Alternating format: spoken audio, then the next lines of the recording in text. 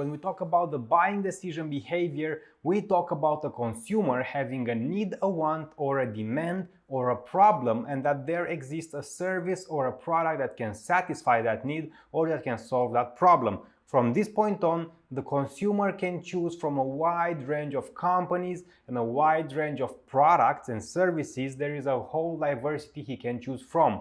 Well, there are 4 types of buying behavior, and we will learn everything about it in this video. The whole purpose of marketing is to understand consumers.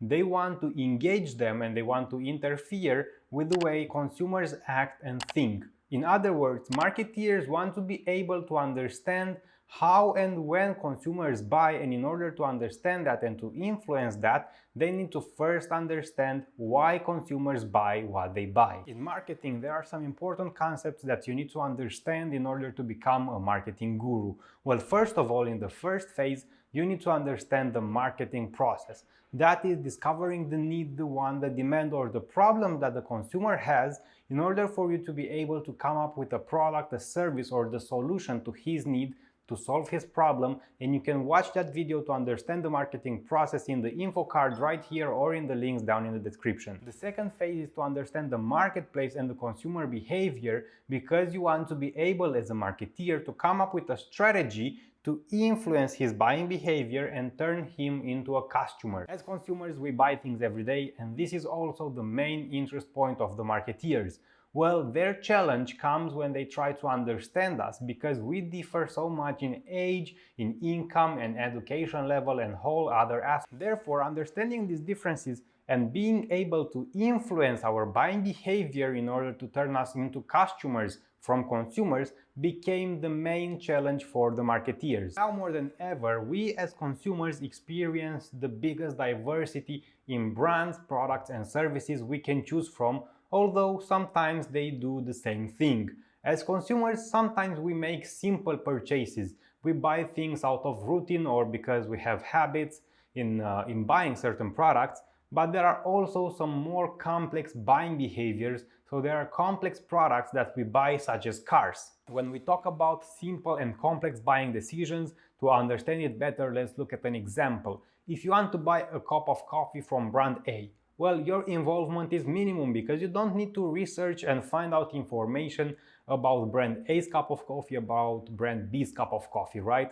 So your involvement is minimum because the differences between the brands are minimum. But also, if you'd like to buy a car, where that involvement is way higher because you would need to find information and research the cars from brand A and B to find out the differences between the brands and between the cars, and also you would need to find a lot of information about how the cars work so you can actually understand the differences. This is the reason why we look at this figure. There are 4 types of consumer buying behavior based on the degree of buyer involvement and the degree of differences between brands. The 4 types are evaluated considering the differences between brands, and if there are few or significant ones, and considering the involvement of the consumer, meaning the research he needs to do to be able to take a decision. The first type of buying behavior is the complex one. The definition is the consumer's buying behavior in situations characterized by high consumer involvement in a purchase or significant perceived differences among brands. It usually happens when the product is expensive, risky, purchased infrequently, and highly self-expressive, and there are significant differences among brands. The complex buying behavior is usually encountered when the consumer needs to learn something before being able to purchase the product. So we talk about that many times the consumer needs to find information about how the product works, for example, or he needs to read a lot of reviews or watch a lot of review videos about that product, and maybe also to find the beliefs and attitudes from friends. All these aspects influence the buying decision of the consumer, and only then he can look at the differences between the brand's features. Think about buying a car. When you want to buy a car, you want to look at the differences between the models, the features, the accessories, or maybe about the expected price. And you need to look at all the competitors to compare all their offers, the prices and the beliefs you might also have about the brand. Well, you take all these factors into consideration, right, when you buy an expensive purchase. And because there are significant differences between the brands and also high involvement from the consumer side, we call that the complex buying behavior. The second type of buying behavior is called the dissonance-reducing buying behavior. Consumer buying behavior in situations characterized by high involvement but few perceived differences among brands. It usually occurs when consumers are highly involved with an expensive, infrequent or risky purchase but see little differences among brands.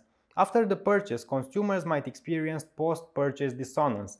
This means after-sale discomfort when they notice certain differences or disadvantages of the purchased products. This kind of dissonance appears when we buy something new, we are very excited about it, but after a time we find out opinions from friends, their beliefs, their attitudes, and because our excitement about the product that we just bought is not that high anymore, we also start noticing the disadvantages of the thing we just purchased. To counter dissonance, the marketeers' after-sale communication should provide evidence and support to help customers feel good about their brand choice.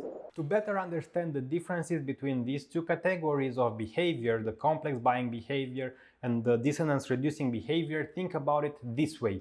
Both of the behaviors require a lot of involvement. So they require high involvement of the consumers, whatever the reason is. Maybe because it's a high-end product, or maybe the product is expensive, or maybe because the product itself is hard to use and complex in using, so you need to understand how it works.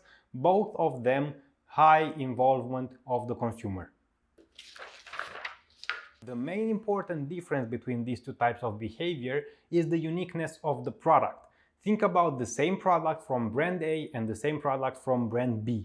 If brand B product uniqueness is very high, so that product has a lot of new features and is very unique comparing to brand A's, well, that is complex buying behavior because there are significant differences of the product compared to the other brands. And if there are, well, almost no significant differences at all, that is dissonance reducing, because think about it, you have the behavior of the after sale. If your product is almost the same as any other from the competitors, you want to know, you want to feel that the decision you made is the best. And if your friends or if you see other products that you didn't buy being better than what you bought, you will feel that feeling when you are not really satisfied with your decision, and that is what the marketeers try to counter through their after-sale process. The third type is the habitual buying behavior, consumer buying behavior in situations characterized by low consumer involvement and few significant perceived brand differences. This kind of behavior appears when the differences between the brands are almost insignificant and also when the involvement of the consumer is very low. The buying process involves brand beliefs formed by passive learning followed by purchase behavior. Marketeers often use price and sales promotions to promote something, and they can add product features or enhancements to differentiate the brands from the rest of the pack and rise involvement. The fourth type of buying behavior is variety seeking. Consumer buying behavior in situations characterized by low consumer involvement but significant perceived brand differences. In this kind of situations, consumers often do brand switching. To better understand the difference between habitual buying behavior and variety seeking behavior, think about the following example. You want to buy cookies. Well, to buy cookies, you don't need a high involvement, right? So the involvement of the consumer is very low. You don't need to research about the product, you don't need information about the product. The main important aspect is how different or how unique the product you buy is. If there is no difference between the brands, that is habitual buying. If there are significant differences between the brands, that's variety seeking, because the more different something is, the bigger the variety is. So that is variety buying behavior. In variety seeking buying behavior, the market leader will try to encourage habitual buying behavior by dominating the shelf space, keeping shelves fully stocked and running frequent advertising. You can imagine that the competitor companies try to encourage the variety seeking behavior for a reason, because when people buy something on a habit, so they don't really think about the product they buy, they don't really think about the differences, they want to encourage variety seeking. So they want to come up with discounts, they want to come up with coupons, or literally free samples or anything that would make you, the consumer, try something new to buy their product. And basically, after a company established variety-seeking behavior, they will try to go and establish the habitual buying behavior for its customers. And why? Because you tried the new product, right? That was variety seeking. You tried the variety because they gave you a coupon or a free sample or whatever. That was variety seeking. After you bought that, they want to turn you into a fidel customer to keep buying. So they will try to make it a habit to buy their brand, and they do that by fully stocking the shelves, having the biggest and the most seen space on the shelves, everything that you see in a store basically. This was everything you need to know about the four important or the four major buying decision behavior. Just as a sum up, these factors are dependent on two main actors that influence the entire matrix.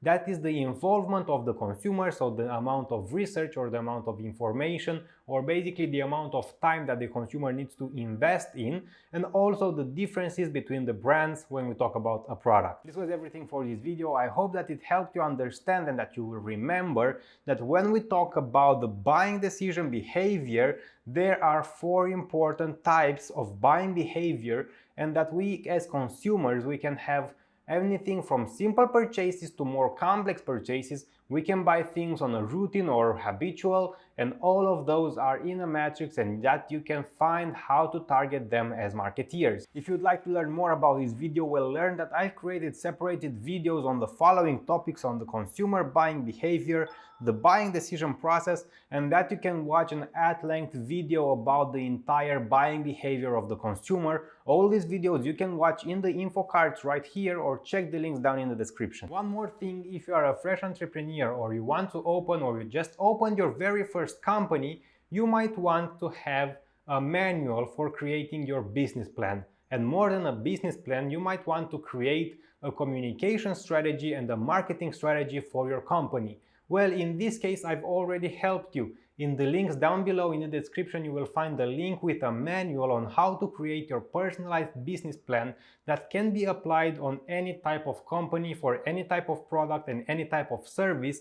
And only by filling in that manual and completing the notebook, you will create a personal marketing strategy, a personal communication strategy, and a business plan for your company. Also, if you may want to thank me for this video, you might buy me a coffee. I run on a lot of coffee to create these videos, to do the informational search for the video, to film it, to edit it. If you want to do that, there is a link down in the description below. And also, as a new feature, you can now join my channel, you can subscribe to my channel. And it of course helps that if you subscribe to the channel, if you like the video, or if you comment in the comment section down below, because you know how YouTube algorithm is nowadays. This was everything for this video. Check the other ones on my channel, and I will see you at the next one.